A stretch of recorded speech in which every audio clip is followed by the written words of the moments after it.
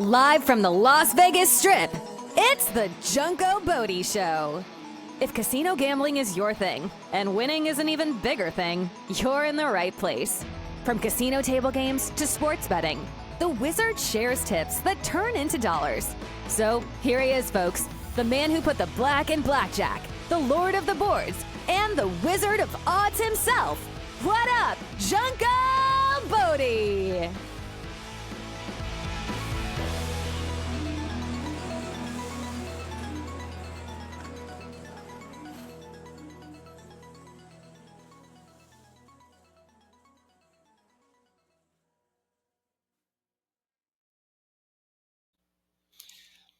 Hello, everyone, and welcome again to the Junko Bodie Show, where we talk casino gaming and sports wagering 24/7.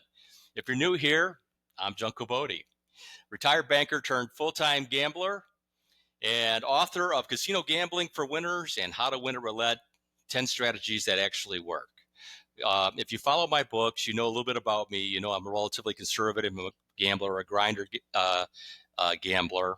And that I believe there's two types of people in the casino, professionals and tourists. What we do here is we train pros. We train people to think like the professionals the casinos think. Each episode, we break down strategies, insights, and techniques that are used by real advantage players in Vegas, the kind of tactics that actually turn a profit, which is really what it's all about. Today's topic is bankroll. Now, gambling should be fun, of course, but more importantly, you should be in control of what's going on in the environment around you in a casino. And if you read my books, you know I never go into a casino without a plan. I know what my bankroll is. I know what my strategy is. I know what game I'm playing. But it all starts with bankroll, which is the topic for today. I spent over a decade in Las Vegas, immersed in one of the most elite gambling communities in the world. I got to meet some of the sharpest minds when it comes to casino gambling, and every single one of them had those same traits in common. They all had a plan. They knew where they were going, and they knew when they were exiting the casino. One of the people that I got to meet is my good friend, Dennis Fan, who's with us today. Dennis, how are you? Everything's well. Thank you. Good to see you, Randy. Or Junko. Good to see you. Yeah. You call me Randy if you want. So Dennis is the founder and current president of Sports Bet Paradise, which is a handicapping service that sells winners. Dennis, you know a little bit about payroll, do you not? Yes, I do. Bankroll? Yes. Yeah. By the way, where are you today? I'm at my home in Las Vegas, right on the Las Vegas Strip. Okay. Yeah. Now, how long have you been there? 8.5 years. Okay. Beautiful, beautiful, beautiful. I know, when you and I have talked in the past, Dennis, I know you're a very diversified type of gambler. Where would you say that you've got most of your, as a gambler, where have you got most of your energy focused these days? Sports betting. Okay. And what sports are you really having the most success with? Is there a particular, the thing that's always served me the best is baseball. I like the fact of not having to deal with a point spread and just winning the game. Occasionally I do bet a game on the run line, just as I would a puck line in hockey, but that's usually only when there's very high odds on a game. Yeah. Now I know your sports betting service, Sports Bet Paradise, does a lot of different. They handicap a lot of different sports. What's your favorite sport? Without a doubt, baseball, Major League Baseball. Okay. Is that where you're focusing your energy during this summertime? Is in the Major League Baseball area? Yes, it is. Okay. So talk a little bit about your successes in the sports world. I know that there was an author in Chicago that did a book, and he had a section on you. Talked about kind of some of the techniques that you employ out there. When it comes to bankroll, can you maybe talk a little bit about what you think about bankroll and how you actually end up deploying your bankroll? Well, that was what helped me become successful was setting up a bankroll. Until then, I was all over the map, like most people are. But Mm-hmm. part of that was because I wasn't depending on sports betting to make a living. I had my career running restaurants, and you could always replenish the bankroll very easily. But when Mm-hmm. you sink or swim with the bankroll that you start with, you learn very quickly that you need to set up parameters for yourself and you have to bet according to your bankroll. Mm-hmm. My personal belief is someone should not wager more than 1 to 2% of their bankroll on any one game. Right. Right. And I think that's really especially true of sports betting. In my book, I talk a lot about bankroll. I think bankroll is one of the most important considerations that a gambler makes when he goes in, whether it's sports betting or casino gambling or whatever he's doing. Um, I know, and I spent a lot of time talking about discipline and other things that go along with gambling. But if you were to take, you know, if you were to look at skill, discipline, strategy, luck, or bankroll, I mean, those five, attributes: skill, discipline, strategy, luck, or bankroll. I mean, how would you rank them in terms of their importance, and maybe you tell us why? Well, I would start with skill just because if you don't have that, you never would be able to become a winner. Uh, but second, I would put the bankroll. And what I mean by that, or the reason why I rank them that way, is because everyone can go on a hot streak or a cold streak. And when you go on that cold streak, you don't want to take the chance of being wiped out. You and I had a conversation via text the other day about roulette, and I believe you were talking about black red, and you mentioned how often, or one time you were at a table and you saw something happen one way. I don't, do you recall how many times in a row? Yeah, I said it was like 24 times. Red came like 24 Okay. times in a Well, row. I have Right. sat at a baccarat table and seen player come up 17 times, and there was a guy next to Mm-hmm. me signing markers, signing markers, signing markers. Betting, betting on the banker. Yes, and getting wiped out. The contrarian, the classical contrarian Yes, and better. getting wiped out. So, Right. the reason I say you have to follow these rules for the bankroll is you want to live to fight another day. And if you Right. don't have any ammunition, there is no other day for you. Right.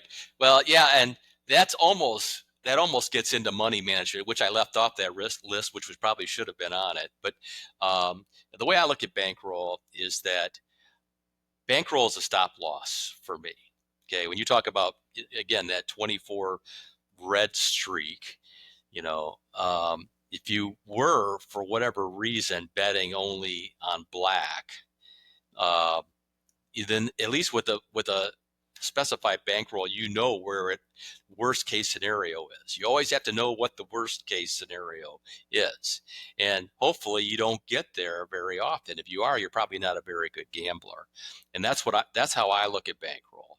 Um, and I also look at bankroll when I'm playing roulette or baccarat or whatever game I'm playing in the casino.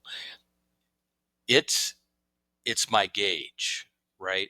I know that if I'm going to a casino and I want to win $500, I know that I have to have a bankroll that is 10 times larger than that, because I don't feel like I'm going to hit my worst case scenario every 10 times. I feel like I'm going to hit it every 20 or 30. So that 10 times rule for me really kind of plays. I find that that's how a lot of times that what the amount of money that I want to win in a casino really determines at what bankroll I'm taking inside with me. I mean, do you feel that way, or do you do that when you're sports betting? Well, I have an amount, uh, and then, as we said, you bet that 1 to 2%, and if you're someone who's looking to make, uh, say, 50,000 or $100,000 to replace your job, you best start with, uh, about 5 or 10 times that amount, Right. because you know That's scary for a lot of people to think about too, right? I mean, how often do you have people who say, "I'd really like to be a professional gambler," or "I'm thinking about being a professional gambler," or "I'd love to make my living that way. I want to live in Las Vegas. I want to do that." I mean, how often do you find that to be realistic? I mean, I'm retired, right? So I can be a professional gambler now because I don't have any other income. And, I got nothing else to do. I'm an old guy. But for a young guy to come in and say, "Hey, I want to be a professional gambler," you know, there's so much more that goes into it than just winning at the table or winning in the sports book. Don't you oh, agree? I do 100%, and I will just give you an example. uh, in blackjack, if you know how to count cards and you do it perfectly, a normal spread in blackjack is 1 to 8, maybe 1 to 10 units. So that means if you pick $25 as your unit size, you're going to, at your minimum bet, be betting 25, your max 2 to 250. Okay, let's say you play perfect. You will only make about 20 to $25 per hour. So for you to be able to make a living counting cards, you would have to be playing minimum of $100 units and be playing a couple hours every day, as well as finding a way to remain anonymous or below the radar.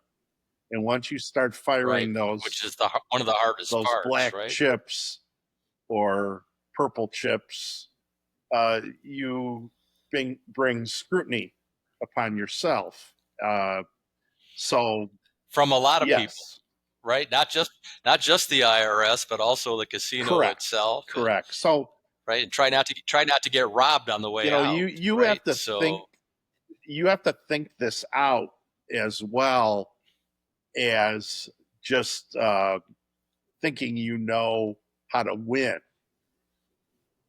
right, right, right. So you know, obviously you're a pro. I mean, when you walk into the casino, I mean, you're probably how are you betting these days? Are you they got those new machines in the sports book now. You can make your bet that way. You can go to the window. You have somebody who's running bets for No, you, so you don't have to go yourself. How are you I doing it? always use the apps. Um, You use the apps, there's, okay? you do have to go in person to the casino to initially set up. And uh, when I add or subtract from my account, I do go in person. I am told there are ways to just do this via, I guess, your bank. I don't know exactly how it works, but I don't do it that way. but the apps are where it's at for a couple of reasons. First off, the fact that you're able to be at home or wherever you are. So you're sitting in a bar, but you can look at these lines in real time and help you decide where you want to place your bet. And it is important because we've spoken about this, where let's just use some numbers. So you want to take the New York Yankees today against the California or the Anaheim Angels.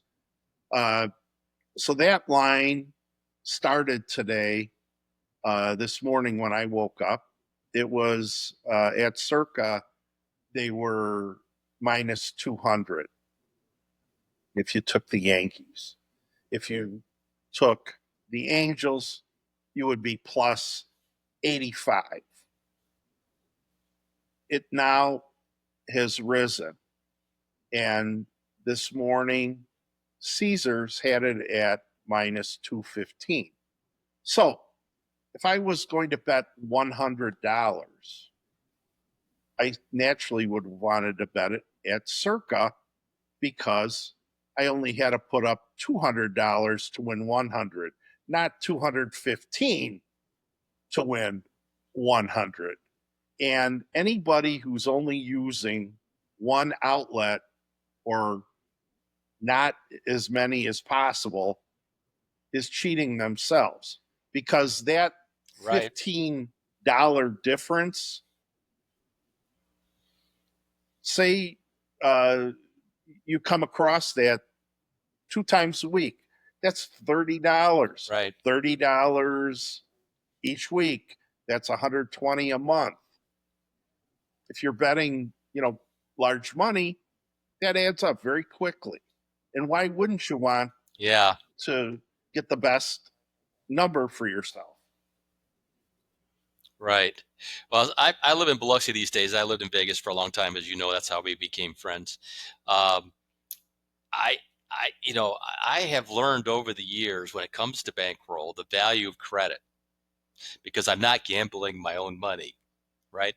I don't have to keep a lot of cash on hand. I just walk in the casino and I say, I'll take a marker for 3,000 or 5,000 or whatever the number is. And I walk in and I'm able to kind of do it that way. I'm on a cruise ship to Alaska on Thursday with my family, and my crazy brother-in-law, who's a wild ass craps player, scares the hell out of me when I'm with him.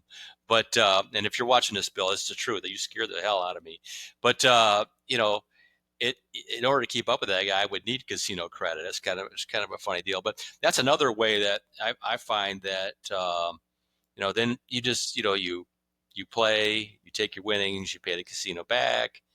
It's a nice way to play.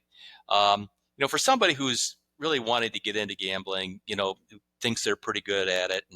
And by the way, I don't think skill is really high on the list. I mean, I think it is, you're right when it comes to sports betting, but when it comes to playing the casino games, everybody's an expert, yes. Right?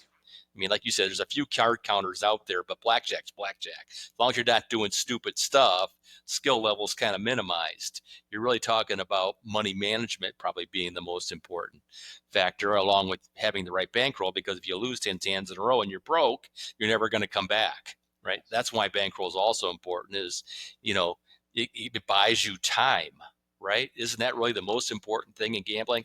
Here's something that I say in my book about roulette, and it couldn't be more true, really, probably in any casino game, and that's that in gambling, you never lose, you just run out of money, right? Well, that or the table limit gets you. Or the cable limit gets you, right? Something stupid like that, So if you're going to bet $100 a hand, you only got $1,000. It means you got 10 chances, right? Why not have 100 chances? Your odds are a lot better to winning if you have 100 chances. But the question is, how much are you willing to risk? How much bankroll do you have? and how do you deploy it? And that's the stuff that we talk about all the time. But bankroll, when you go into a casino and you have a win goal, bankroll is going to be right at the top of your list for the most important things. But again, get back to that original question about somebody who's coming to Vegas. The question they always ask me, and I never have a really good answer for, is how much do I need? Is it 5,000? Is it 10,000? Is it 25? Is it more than that? Well, everyone's switch gets tripped in a different way. Some people. Well, that's the answer, right? What's your tolerance? What's your tolerance? What gets you to where you want to be? Gambling, right? A lot, so much is psychological. Why do people do it? For excitement, for fun, various reasons, or trying to make a living at it. Yeah. I kind of laugh about it. I always say that, I had a guy who said, hey, I loved what you wrote in the book, Casino Gambling for Winners. He goes, I tried it. He says, about the fifth time that I went through your system, I lost my bankroll. Right. So I said, okay, so you broke even. He goes, no, he says, I just pulled out 5,000 more and I lost that too. So I'm actually $5,000 down. And I said to him, I said, well, then you didn't follow my book, because when you lost the 5,000, you were supposed to leave the casino. But I know that if my goal is, 500, that I got to win 10 times before I'm really safe, because you always want to be ahead of your bankroll.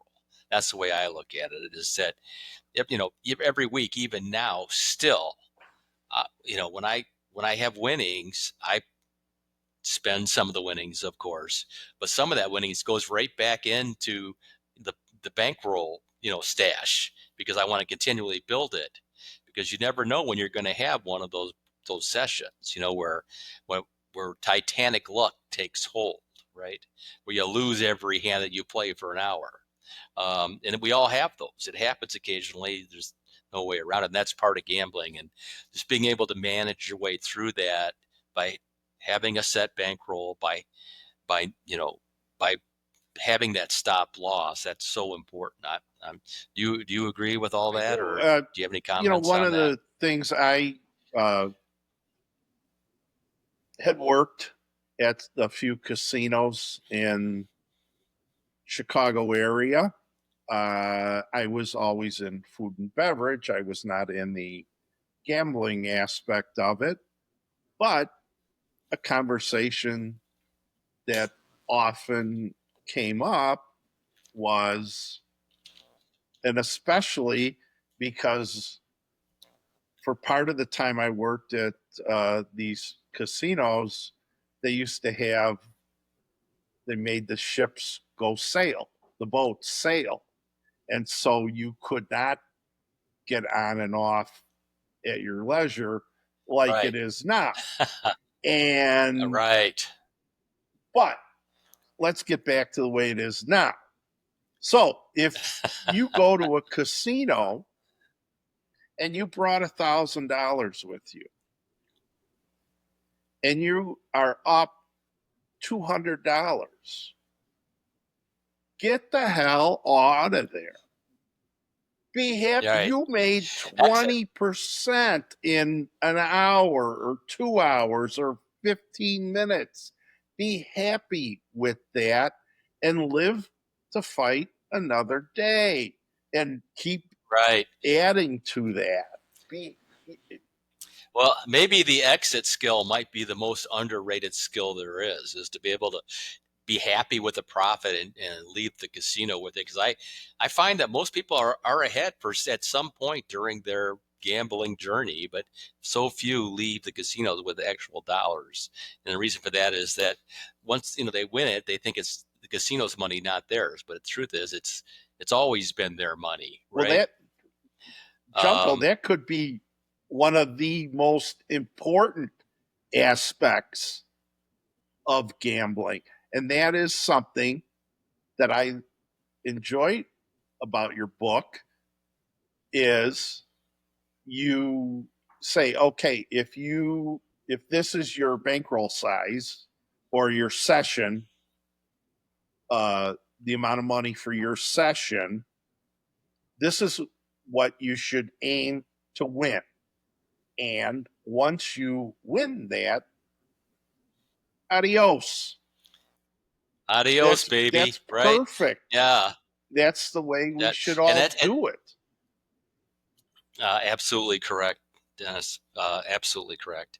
I was was had had a lot of discussions about the game of roulette, and you and I talk about we send texts back and forth about roulette strategies that we see and that we like, and we tweak them and try to make them workable.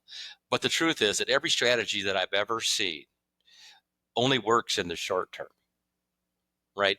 None of them can you play over and over and over and over again and say it's going to work every time, because sooner or later they all have a weakness, and sooner or later the board's going to find it, right? Yes. It always happens. Mathematics. So the smarter way to play it is, well, yeah, I mean, yeah, Einstein said that the only way you could win at roulette was to kill the croupier, right? And steal the chips. But it's not exactly what he said. I'm paraphrasing. And Einstein wouldn't kill anyone, as we all know. But that was what he was inferring. Um, but what I like to do, like in the game of roulette, particularly, and what my book is really about, is playing hit and run strategies. I play 10 strategies in any session, and I play them all for about 2 minutes, right? Till I get my first win with them, and then I move on to the next one. I'm not going to play them over and over and over again until I lose them. And even the ones that I have built-in backdoor escapes when things start to go badly. Even if I have to take a little loss in that one particular strategy, it's okay, because in the grand scheme of things, you're trying to make money over the course of the day. Um, Again, but it comes down to being able to manage that bankroll. A bankroll just becomes so, because that bankroll, it's like that movie Coming to America. I don't know if you remember that, the ones where I can't remember the name of the actress. This is my age showing, but she goes in and they get tired with corporate America, and they decide they're going to sell everything and get all this cash and buy an RV and just travel the country. But before their very first stops in Las Vegas to renew their vows, but little did he know that she's a gambling addict, and she goes in and she loses the nest egg on the very first night, right? So all their cash is gone. And he comes in, he goes, "It's the nest egg. You don't understand the concept of the nest egg." And I say that to a lot of gamblers. You don't understand the concept of a nest egg, of the bankroll. The bankroll, it's there. It surrounds you. It protects you, right? You have to have bankroll, and you have to manage it. And that is by far the most underrated or least talked about aspect of gambling is having the right bankroll for the strategy that you're using and for the win goal that you want to have. Well, okay. Anyway, I feel that one of the things is, so I live here in Las Vegas. Casinos are very accessible to me. You're living in Biloxi. Casinos are accessible to you. There are so many folks who come here and they're right. not used to having casinos all over. So they want to go crazy because they only have 2 days. And Right. that is a hard thing to overcome because they're trying to do it so they can get their comp and get their free room. What do I call those people, Dennis? Tourists. And it hurts you as the gambler, or meaning them. Yeah, right. Right. Yeah. Anyway, well, hey, we're just about out of time here, but I did want for you to tell us a little bit more about Sports Bet Paradise, and kind of what you guys do and what your role is these days, and and how people can find you. Maybe what makes your platform a little bit different. Maybe you could just kind of give us a quick overview. So Sports Bet Paradise, I have my picks that I put out almost every day. In general, it's one or two plays. And I go across the various sports: hockey, baseball, basketball, and football, college and pros. So the Is there a fee for your service? Do you guys charge yes, for the we charge service? $99 a month for the service, and that gives you not only my place, but for certain sports and seasons, there's other handicappers that we also put up their plays. So you're not just getting mine, you're getting usually 3 or 4 other people's plays. So, you know, the other part of that is you could see, you know, maybe their plays jibe with the way you like to bat, or like for my plays, you see, and historically, that baseball is the sport that I really shine at. So that's one of the other parts of this. You're not just getting what I do, but others as well. So I think it gives a Others little more who have other expertise. bang for your buck. Right.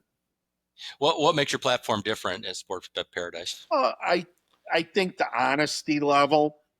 We're transparent as far as our records. Also, no, there are no upsells. I tell you it's $99 a month. It's $99 a month. I don't say it's $99, but if you want the super duper extra special Super Bowl package, right? It's Yeah, an extra $300, which you commonly come across in this business. But mine's a straight 99, and you get all the plays. There's nothing hidden. There are no extras. Okay, great. Well, we're out of time for today. I want to say thank you to Dennis Fan, again, founder of Sports Bet Paradise. Make sure that you folks log on to sportsparadise.com and visit his site. Just want to recap our main idea here today, which is take care, plan your bankroll, take care of it, understand the role of bankroll, make sure you have the right bankroll for the plays that you make in the casino. So it's just in a way of saying goodbye here, I want to say, remember, folks, there are 2 types of players in casino. There's professionals and there's tourists. Don't be a tourist. Tourists mostly go home broke and melancholy. So keep that in mind. If you like today's episode, please just smash that like button and subscribe to Junko Bodie YouTube channel, where we always bring you hot takes and we have sharp plays all the time, sharp strategies for casinos and sports gambling. Okay, everybody, that's it for us today. The podcast is part of the Junko Bodie Productions, an exclusive production of Junko Bodie's show. We'll catch you next time. When your friends say that you can't win in a casino, what they really mean is they can't win in a casino. So, do what you do. Just pay attention to the detail and rock on. Have a great day.